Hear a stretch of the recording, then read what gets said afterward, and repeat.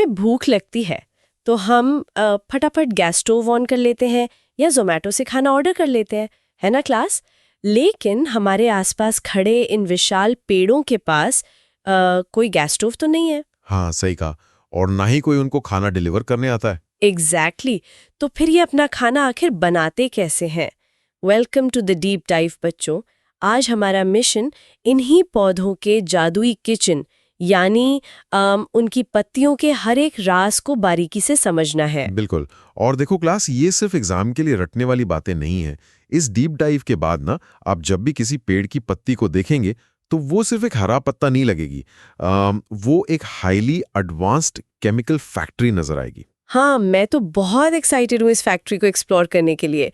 तो चलिए सबसे पहले इस फैक्ट्री की बाहरी बनावट यानी एक्सटर्नल स्ट्रक्चर को देखते हैं, वो भी बिना किसी भारी इंग्लिश जार्गन के। सही रहेगा। तो सबसे पहले सोचो कि पत्ती का जो मेन हरा और फैला हुआ हिस्सा होता है जो धूप सोखता है, जिसे साइंस में लैमिना या लीफ ब्लेड कहते हैं ना। हाँ बिल्कुल। अगर हम इस लैमिना को एक सोलर पैनल मान लें तो ये सोलर पैनल हवा में तो तैर नहीं सकता। इसे मेन बिल्डिंग यानी तने से जुड़ना पड़ता है। राइट। और जिस एग्जैक्ट पॉइंट पर पत्ती स्टेम से जुड़ती है, क्लास उस पॉइंट को नोड कहते हैं। और एक स्टेम पर बहुत सारी ऐसी नोड्स होती हैं। दो लगातार उगने वाली नोड्स के बीच की जो खाली जगह होती है ना, उसे इंटरनोड कहते हैं।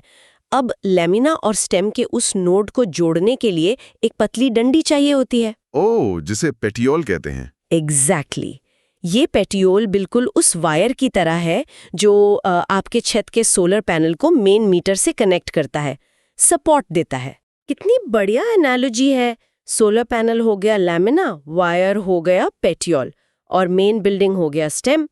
लेकिन यहाँ एक बहुत छोटी सी डिटेल है क्लास, जो इस जॉइंट पर छिपी होती है। हाँ, लीफ बेस के ठीक ऊपर एक छोटी सी कली या बड होती है जिसे एक्सिलरी बड कहते हैं। ये नेचर का एक बहुत जरूरी मार्कर है। अच्छा, मार्कर कैसे? क्योंकि यही वो कली है जो आगे चलकर या तो एक नई ब्रांच बनेगी या फिर वहां से फूल खिलेगा। और अगर आप लैमिना को ध्यान से देखो तो उसमें बहुत सारी लाइंस दिखती हैं। हाँ, नसों की तरह, जिन्हें वेन्स कहते हैं। सही पकड़ा। और इन वेन्स के बीचों बीच एक मेन और सबसे मोटी नस चलती है जिसे मिड रिब कहते हैं। ये मिड रिब और वेन्स मिलकर ना एक पाइपलाइन नेटवर्क का काम करती हैं। अच्छा, यानी तने से आने वाला पानी इन्हीं पाइपलाइंस के जरिए पत्ती के हर एक कोने तक पहुंचना है। बिल्कुल। और इस फैक्ट्री का एक किनारा भी होता है जिसे लीफ मार्जिन कहते हैं, और एकदम आखिरी पॉइंट को एपिक्स कहते हैं। वाओ, तो फैक्ट्री का ढांचा तो एकदम क्लियर हो गया बच्चों। लेकिन इस फैक्ट्री के अंदर एक्चुअल मैन्युफैक्चरिंग होती कैसे है? मतलब हम बचपन से सुनते आ रहे हैं कि इस खाना बनाने की प्रोसेस को फोटोसिंथेसिस कहते हैं, पर ये मैकेनिज्म काम कैसे करता है? इस वर्ड को ही तोड़कर देखते हैं क्लास। फोटो यानी लाइट और सिंथेसिस यानी जोड़ना। पत्तियां हवा से कार्बन डाइऑक्साइड लेती हैं और मिट्टी से पानी। और धूप भी लेती हैं, राइट? हाँ, धूप को पकड़ने के लिए इन पत्तियों की सेल्स में एक ग्रीन रंग का केमिकल पाया जाता है जिसे क्लोरोफिल कहते हैं।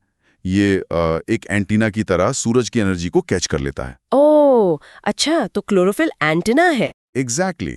और फिर उस धूप की एनर्जी का इस्तेमाल करके पौधे पानी और कार्बन डाइऑक्साइड के मॉलिक्यूल्स को तोड़कर जोड़ते हैं और अपना खाना बनाते हैं, एक तरह की शुगर जिसे ग्लूकोज कहते हैं। और इसी केमिकल रिएक्शन में एक और बहुत जरूरी चीज बनती है क्लास, ऑक्सीजन, जिसके सहारे हम और इस दुनिया के सारे जीव सांस लेते हैं। बिना किसी शोर या धुएं के ये इतनी बड़ी फैक्ट्री चल रही है। सही बात है। पर एक टेक्निकल सवाल मेरे दिमाग में आ रहा है। हम लोग सांस लेते हैं क्योंकि हमारे पास नाक है, पर पत्ती के पास तो कोई नाक या मुंह नहीं होता। तो ये कार्बन डाइऑक्साइड अंदर कैसे जाती है और ऑक्सीजन बाहर कैसे आती है? ये बहुत अच्छा सवाल है। पत्ती की सतह पर ना, खास तौर पर निचले हिस्से पर छोटे छोटे माइक्रोस्कोपिक छेद होते हैं जिन्हें स्टोमाटा कहते हैं। ओह, तो वो दरवाजे हैं। हाँ, पर ये सिर्फ खुले हुए गड्ढे नहीं है। हर स्टोमाटा के दोनों तरफ दो खास गार्ड्स खड़े होते हैं जिन्हें गार्ड सेल्स कहते हैं। ये गार्ड सेल्स ना दो आमने सामने रखे बलून्स की तरह काम करती हैं। बलून्स? कैसे? देखो, जब इन सेल्स में पानी भरता है तो ये फूलकर टाइट हो जाती है और बीच का छेद खुल जाता है, तो गैसेस अंदर बाहर होती हैं। फिर जब पानी इन गार्ड सेल से निकल जाता है तो ये सिकुड़ जाती हैं और स्टोमाटा का दरवाजा बंद हो जाता है। क्या ब्रिलियंट मैकेनिज्म है बच्चों। माइक्रोस्कोपिक बलून्स पानी भरकर खुद दरवाजा खोलते हैं ताकि कंट्रोल पौधे के पास ही रहे। वैसे इस दरवाजे से एक और प्रोसेस याद आई मुझे। कौन सी प्रोसेस? अगर पौधे की जड़ों ने मिट्टी से बहुत ज्यादा पानी चूस लिया है, जिसमें से कुछ ही पानी फोटोसिंथेसिस में यूज हुआ, तो क्या बचे हुए एक्स्ट्रा पानी को बाहर निकालने के लिए पौधे इन्हीं स्टोमाटा का यूज करते हैं? बिल्कुल। इस एक्स्ट्रा पानी को इन्हीं स्टोमाटा के जरिए भाप या वेपर बनाकर हवा में उड़ाने की प्रोसेस को क्लास ट्रांसपिरेशन कहते हैं। और जिसे प्रूव करने के लिए ना एक बहुत मजेदार एक्सपेरिमेंट है, इन्वेस्टिगेशन 1.1 क्लास। अगर हम एक गमले में लगे छोटे पौधे की पत्तियों को एक ट्रांसपेरेंट पॉलीथीन बैग से ढक दें और उसे धूप में रख दें, तो क्या होगा? कुछ घंटों बाद उस पॉलीथीन के अंदर पानी की छोटी छोटी बूंदें दिखेंगी। ये वही पानी है जो स्टोमाटा से भाप बनकर निकला, पर पॉलीथीन की वजह से वापस पानी बन गया। पर क्या हम इस ट्रांसपिरेशन को पौधे का पसीना या स्वेट कह सकते हैं? इंसान तो पसीना निकालते हैं गर्मी से बचने के लिए। देखो, पसीने वाली एनालॉजी ना एक लेवल तक ठीक है, क्योंकि पत्ती से पानी निकलता है तो माहौल कूल हो जाता है। पर इसका एक दूसरा मैकेनिकली माइंड ब्लोइंग फंक्शन भी है। सोचो क्लास, जंगल में एक पेड़ 100 फीट या उससे भी लंबा है। हाँ, होते हैं। तो उसकी जड़ों ने जो पानी चूसा, वो ग्रेविटी के खिलाफ बिना किसी मोटर के 100 फीट ऊपर पत्तियों तक चढ़ता कैसे? वेट, ये तो सोचा ही नहीं। ग्रेविटी के अगेंस्ट इतना पानी। शायद कोई वैक्यूम पैदा होता हो, जैसे हम स्ट्रॉ से जूस पीते हैं तो सक्शन बनता है। एग्जैक्ट, वही फिजिक्स यहां लगती है। जब पत्तियों से पानी भाप बनकर उड़ता रहता है तो पत्ती के अंदर पानी की कमी एक सक्शन पुल या वैक्यूम क्रिएट करती है। ये पुल स्टेम की नसों से होता हुआ सीधे जड़ों की टिप्स तक जाता है। अरे वाह! सही में, इस पावरफुल सेक्शन फोर्स के बिना बड़े पेड़ों में पानी ऊपर चढ़ ही नहीं सकता। ये पौधे की लाइफलाइन है। ये सच में इनक्रेडिबल है क्लास। एक पौधा रोज सैकड़ों लीटर पानी बिना वजह हवा में उड़ाता नहीं है, बल्कि वो एक वैक्यूम पंप चला रहा होता है, बिना किसी मूविंग पार्ट्स के। दुनिया का सबसे पावरफुल पंप। बिल्कुल। तो अब पत्ती के पंप का सिस्टम तो समझ आ गया, पर अगर वेन्स इतना जरूरी काम करती हैं, पानी खींचना और ग्लूकोज पहुंचाना, तो आम या पीपल की पत्ती में वेन्स का एक पूरा जाल क्यों बिछा होता है, जबकि केले की पत्ती में लाइंस बिल्कुल पैरेलल और सीधी चलती है? इस डिफरेंस को समझना बहुत इंटरेस्टिंग है। नसों के इस डिजाइन या जमावट को ना हम वेनेशन कहते हैं। आम और पीपल में जो जाल जैसा डिजाइन होता है उसे रेटिकुलेट वेनेशन कहते हैं। और इसको देखने के लिए भी हमारे नोट्स में इन्वेस्टिगेशन 1.2 है। बच्चों, अगर एक पीपल की पत्ती को पानी में कुछ दिन भिगो कर रखें तो उसका सॉफ्ट हरा हिस्सा गल जाता है और पीछे बचता है सिर्फ इन ट्रांसपेरेंट वेन्स का एक सुंदर सा जाल। हाँ, और दूसरी तरफ जहां लाइंस बिल्कुल सीधी चलती हैं जैसे घास या केले में, उसे पैरेलल वेनेशन कहते हैं। पर पता है नेचर ने ये दो अलग डिजाइन्स क्यों बनाए हैं? क्यों? इनका सीधा कनेक्शन पौधे के बीज यानी सीड से होता है। रेटिकुलेट वेनेशन उनमें होता है जिनके बीज के दो हिस्से होते हैं, जैसे चना या आम की गुठली। इन्हें डाइकोटिलेडोनस या डाइकॉट प्लांट्स कहते हैं। अच्छा, बीज के दो हिस्से, इसलिए वेन्स का भी जाल। बिल्कुल। और जिनका बीज अनडिवाइडेड होता है यानी एक ही हिस्सा होता है, जैसे गेहूं या चावल, उन्हें मोनोकोटिलेडोनस या मोनोकॉट कहते हैं। इनकी ग्रोथ सीधी होती है, इसलिए पत्तियों में वेन्स भी पैरेलल होती हैं। हाँ, तो यानी क्लास, अगर हमें रास्ते में कोई पत्ती पड़ी मिल जाए तो हम सिर्फ उसका वेन पैटर्न देखकर कॉन्फिडेंटली बता सकते हैं कि इसका बीज डाइकॉट होगा या मोनोकॉट। ये तो एक बहुत बढ़िया ऑब्जर्वेशनल सुपर पावर मिल गई बच्चों को। हाँ बिल्कुल। चलिए अब ऑब्जर्वेशन को एक स्टेप और आगे ले जाते हैं। आम या पीपल की पत्ती देखते हैं तो उसका लैमिना एक सिंगल चपटा हिस्सा होता है, इसे सिंपल लीफ कहते हैं। राइट। पर नीम या इमली में देखेंगे तो लगता है कि एक ही डंडी पर बहुत सारी छोटी छोटी पत्तियां लगी हैं। इन्हें कंपाउंड लीफ कहते हैं। पर वेट, नीम में तो वो लगता है ना कि बहुत सारी पत्तियां हैं, उसे एक लीफ क्यों कह रहे हैं हम? यही तो ट्रिक है। कंपाउंड लीफ में टाइम के साथ पत्ती का हरा हिस्सा कट कर इतना डीप डिवीजन ले लेता है कि वो मेन मिडरिब तक पहुंच जाता है। तो एक बड़ी पत्ती छोटे टुकड़ों में बढ़ जाती है। उन छोटे टुकड़ों को पत्ती नहीं बल्कि लीफलेट्स कहते हैं। अच्छा, लीफलेट्स। हाँ, और वो मेन मिडरिब जिस पर ये लीफलेट्स लगे होते हैं उसे अब राचिश कहा जाता है। वेट क्लास, यहाँ दिमाग की बत्ती जलनी चाहिए। अगर कोई नीम की एक पूरी डंडी तोड़कर लाता है और कहता है उसने 20 पत्तियां तोड़ी हैं, तो टेक्निकली साइंस में उसने सिर्फ एक पत्ती तोड़ी है। सही जवाब। वो 20 छोटे पत्ते सिर्फ लीफलेट्स हैं। ये तो सच में एवरीडे कॉमन सेंस को पलट देता है। पर बच्चों को पता कैसे चलेगा कि असल में पत्ती शुरू कहाँ से हुई? वही एक्सिलरी बड वाली डिटेल से जो हमने शुरू में बात की थी, याद है? ओ हाँ, मार्कर। एग्जैक्टली। जहां पत्ती मेन स्टेम से जुड़ती है वहां हमेशा बड होती है।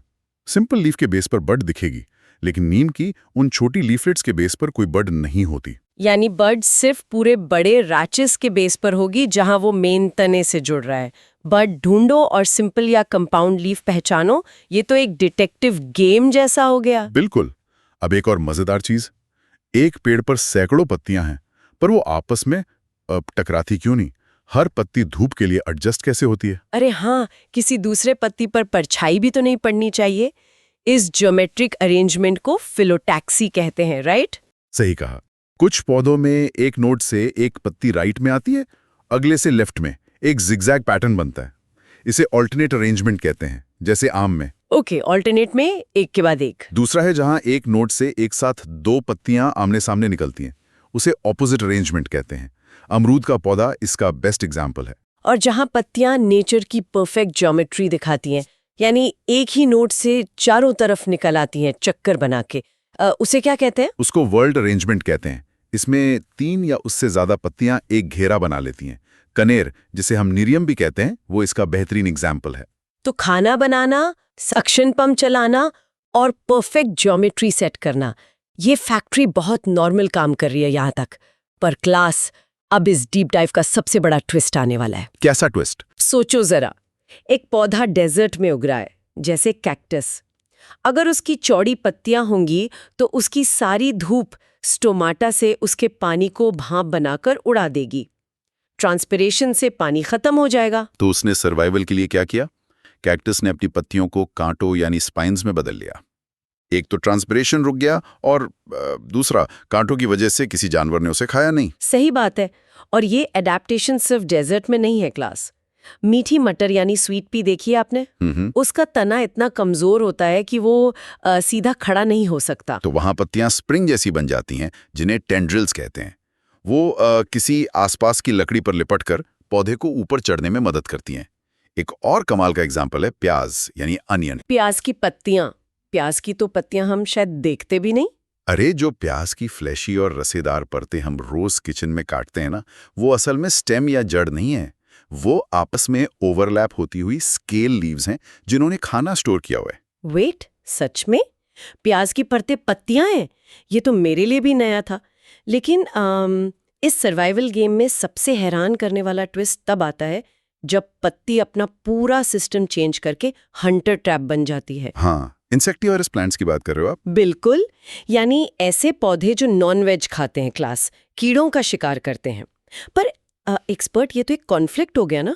हमने पढ़ा पौधे फोटोसिंथेसिस से अपना ग्लूकोज बनाते हैं, फिर वो अचानक ये खून के प्यासे क्यों हो जाते हैं? एनर्जी देता है, पर पौधे की ग्रोथ के लिए मिट्टी से नाइट्रोजन चाहिए होता है। अब जो पौधे ऐसी दलदल या स्वैम्प में उगते हैं जहां नाइट्रोजन नहीं होता, उन्हें वो कहीं और से लाना पड़ता।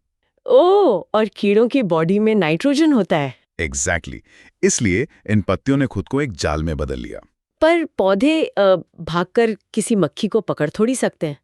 जैसे पिचर प्लांट का एग्जाम्पल लेते हैं। उसकी पत्ती ने अपना आकार एक गहरे जग जो मटके जैसा बना लिया है और टिप एक ढक्कन बन गई है। हाँ, उस मटके के अंदर एक मीठी खुशबू वाला लिक्विड होता है। जैसी मक्खी वहां आती है, एज बहुत स्मूथ होने के कारण वो सीधे अंदर गिरती है। ढक्कन तुरंत बंद और लिक्विड के एसिड्स उसे डाइजेस्ट कर लेते हैं। बाप रे! और वीनस फ्लाई ट्रैप का मैकेनिज्म तो क्लास और भी फास्ट और इलेक्ट्रिकल है। उसकी पत्ती एक खुली हुई डायरी की तरह होती है जिसके अंदर सेंसरी बाल होते हैं। जैसे ही कीड़ा उन्हें टच करता है, एक टाइनी इलेक्ट्रिकल सिग्नल ट्रिगर होता है और पत्ती एक झटके में बंद हो जाती है। हाँ, एक और होता है ड्रोसेरा या सनड्यू प्लांट। उसकी पत्तियों पर छोटे टेंटिकल्स होते हैं जिन पर चमकदार बूंदें दिखती हैं। वो पानी नहीं, सुपर ग्लू जैसा लिक्विड होता है जिसमें कीड़ा चिपक जाता है। और पानी में तैरने वाला ब्लैडर वॉट, जिसके छोटे वैक्यूम बैग्स कीड़े को पानी समेत अंदर खींच लेते हैं। ये सारे डिजाइन्स दिखाते हैं कि सर्वाइवल की लिमिट क्या है।